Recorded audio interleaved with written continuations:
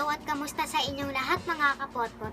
In this video, ibabahagi ko sa inyo kung paano gumawa ng glowing eye effect or smoke effect gamit ang Picsart. Nauuso ngayon ang editing na ganito kaya sigurado magagamit at magugustuhan nyo. Kaya panoorin nyo lang ng buo ang video para wala kayong malampasan sa ituturo ko. Kung bago at napadaan ka na sa channel ko, ako nga po pala si Marley Andrei at kung hindi ka pa nakasubscribe sa channel ko, i-click mo lang yung subscribe button at yung pinaka-importanting bell para ma-notify ka sa mga latest kong videos. Bago nga po pala tayo magsimula, promote ko muna yung editing page namin. Sa mga gusto magpagawa ng YouTube intro outro or kahit anong editing na kaya namin magawa, PM lang po kayo sa page namin. Wala pa pong one day, makukuha nyo agad ang ipapagawa nyo. Mura lang magpagawa sa amin, kaya message lang po kayo. Promote ko na rin po yung small business na titawin ako sa mga blueberry and mango cheesecake lover dyan, pati na rin sa MAKI at cheesy MILKY donut lover. PM nyo lang po yung FB niya, lalagay ko po sa description yung link kung saan nyo po siya pwedeng ma-message. Mura lang at talagang masarap, kaya order na po kayo. Okay, balik na tayo sa topic natin. Ready ka na bang malaman kung paano ko ginawa ang ituturo ko sa inyo ngayon? Tara, samahan nyo ako. Buksan nyo lang ang Picsart app. Sunod naman na i-click ang cutout at sundan nyo lang ang gagawin ko.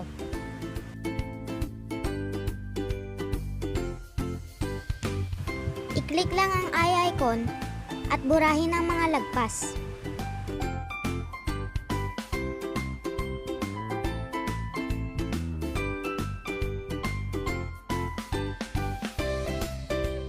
Kapag okay na, i-click lang ang save.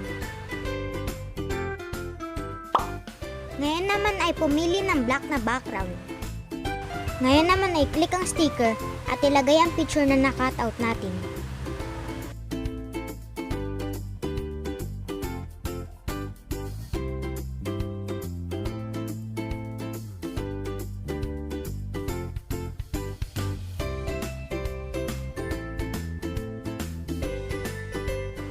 Sunod naman ay click ang effects at piliin ang gusto mo.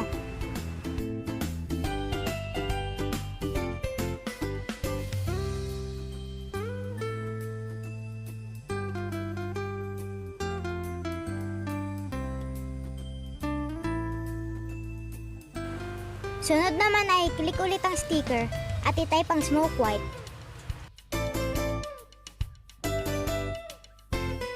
Sundan nyo lang po ang gagawin ko.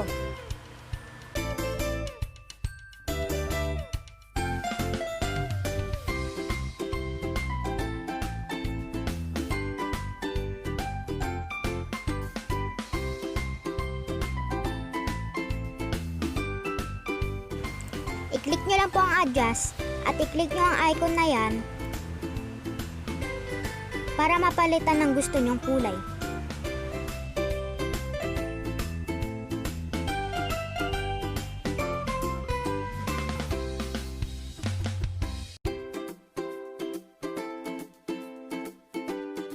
I-click nyo lang ang opacity kung gusto nyong mabawasan ng amount.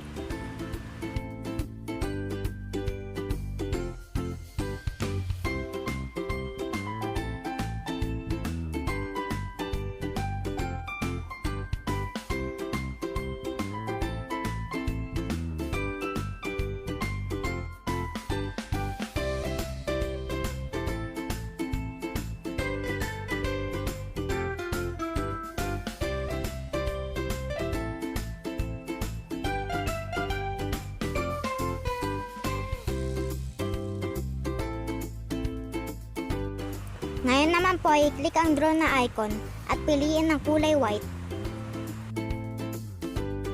Sunod naman po ay i-click ang shape at piliin ang circle at i-check ang fill.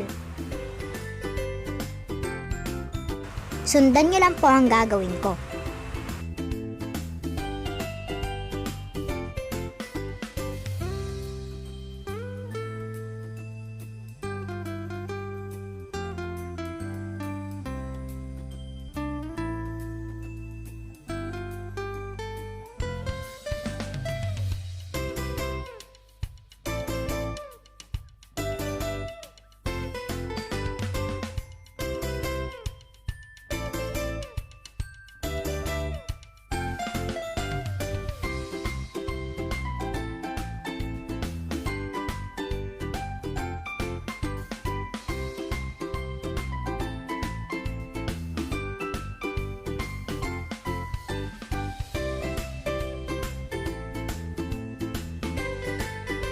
Ngayon naman po i-click ang sticker at i-type ang glowing circle.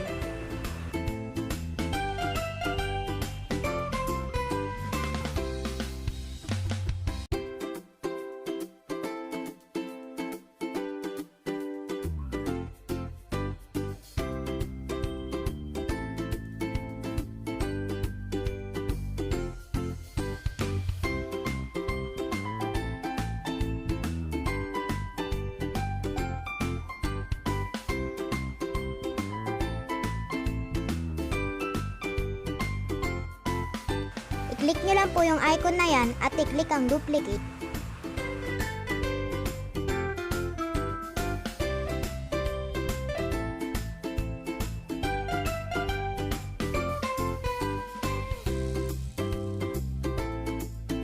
Ang susunod naman ay i-click ang sticker at i-type ang lightning effect.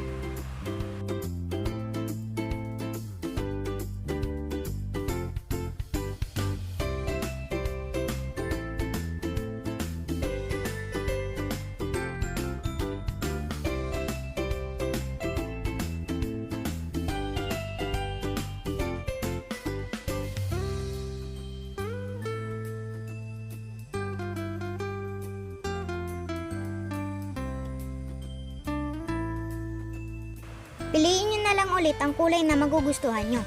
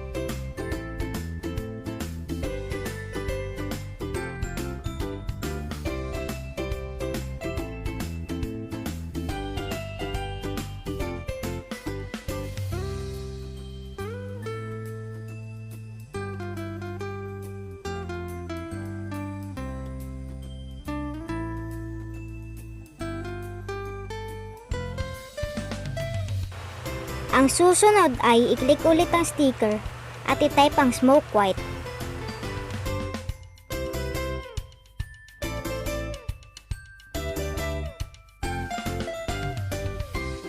Sundan nyo na lang po ang gagawin ko.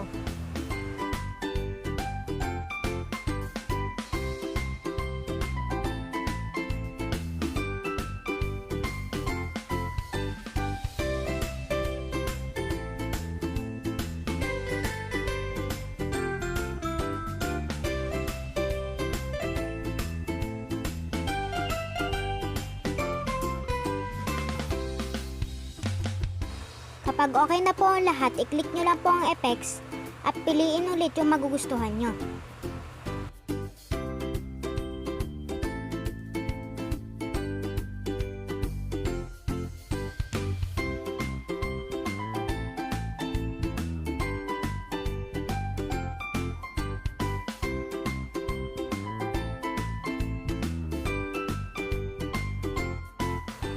Kapag naayos na ang lahat, i-click lang ang check at i-save.